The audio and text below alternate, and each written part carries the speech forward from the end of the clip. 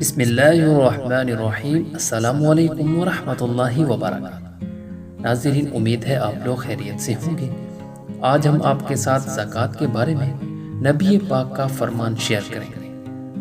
حضرت عبداللہ بن مسعود رضی اللہ تعالی عنہ ارشاد فرماتے ہیں کہ ہمیں نماز قائم کرنے کا اور زکوٰۃ ادا کرنے کا حکم ہے، اور جو شخص زکوٰۃ ادا نہ کرے اس کی نماز بھی قبول نہیں۔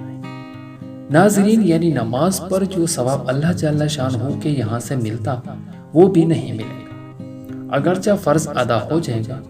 ایک اور حدیث میں ہے کہ جو شخص زکوٰۃ ادا نہ کرے وہ کامل مسلمان نہیں، اس کو اس کے نیک عمل فائدہ نہ دیں گے، یعنی دوسرے نیک اعمال سے زکوٰۃ نہ دینے کا وبال نہیں ٹلے گا، اس کا مطالبہ بدستور رہے گا۔ ایک اور حدیث میں ہے کہ بغیر زکوٰۃ ادا کرنے کے دین کامل نہیں۔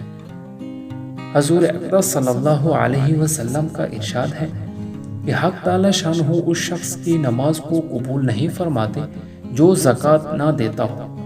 جب اللہ تعالی نے کئی جگہ قرآن پاک میں نماز اور زکوٰۃ کو جمع فرمایا ہے تو اس کو علیحدہ نہ کرو۔